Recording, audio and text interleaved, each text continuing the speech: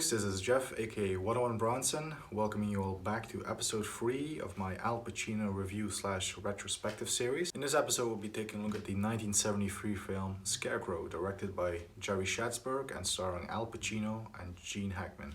A important yet often overlooked film in both actors' filmographies. Namely, they just both got off a huge success film.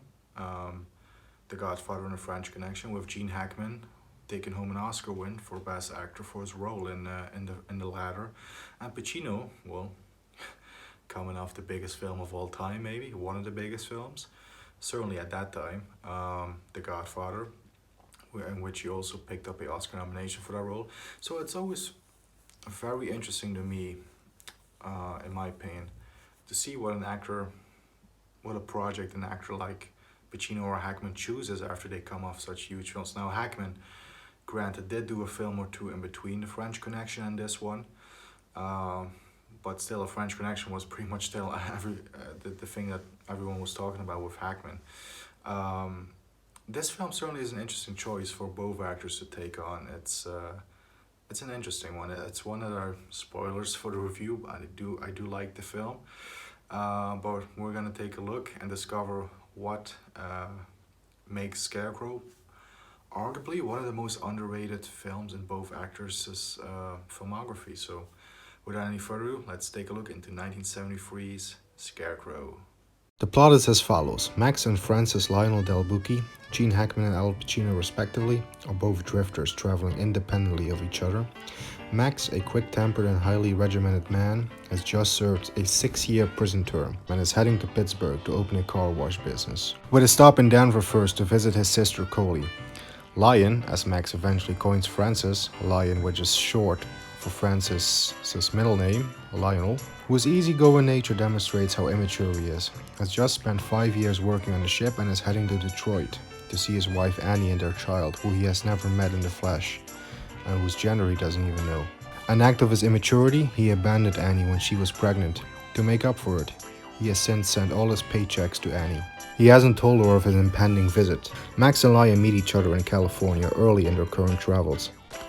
Despite their initial meeting being somewhat confrontational due to their different natures, they decide to travel together, combining resources to open that car wash. They still plan on stopping in Denver and Detroit before their final destination of Pittsburgh. As they thumb rides and ride the rails together, each brings the other a little closer to his own temperament. But a longer than anticipated stay in Denver and an incident with Annie threatens their dreams. It goes without saying that both leads in the film give an excellent performance. Hackman is firing at all cylinders as Max, hot-headed, tough, not trusting anyone. But underneath it, he actually is not that tough at all, and there's more than meets the eye there. Excellent performance, and according to Hackman himself, it's one of his own favorite performances and movies that he's done. Pacino gives us another all-round great performance, and a complete departure from what he's done before with both The Panic in Needle Park and The Godfather. This film gives him the opportunity to be funny and perform more comedic scenes, and he's genuinely very funny in this. A bit of trivia, before going all in on his acting career, Al Pacino actually did do stand-up comedy.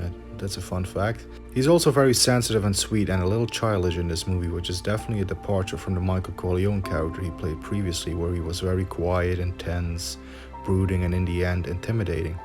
It works absolutely brilliantly and gives us another side to Pacino that, frankly, we don't see that often, and I personally would have liked to see more of this in his career. And don't get me wrong, I love the Michael Corleones and Tony Montanas of his career as much as anyone, but I feel this is something that really fits Pacino as well, to be honest.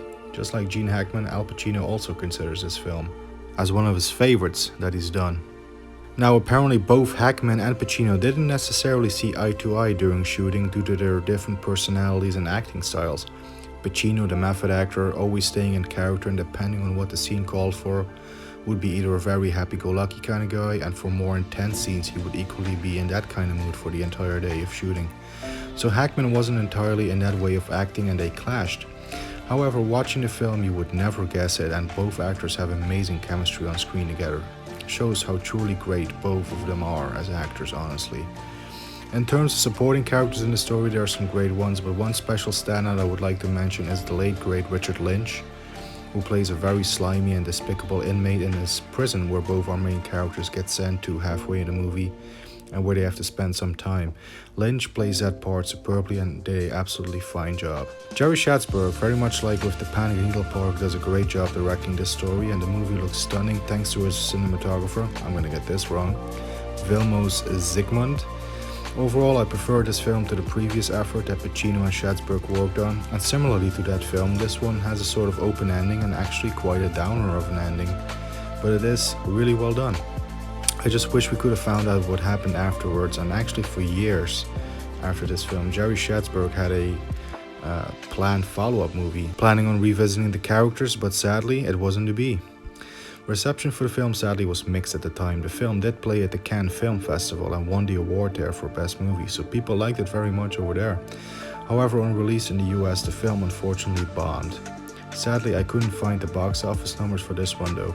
The film over the years has gotten more appreciation and reappraisal, but I still find it's a much overlooked and underrated film. And I wholeheartedly recommend this to anyone that hasn't seen it yet. And if you have and you didn't like it, I'd say, give it another try. 7.5 stars out of 10 is my final rating. A fine movie with two excellent actors firing at all cylinders.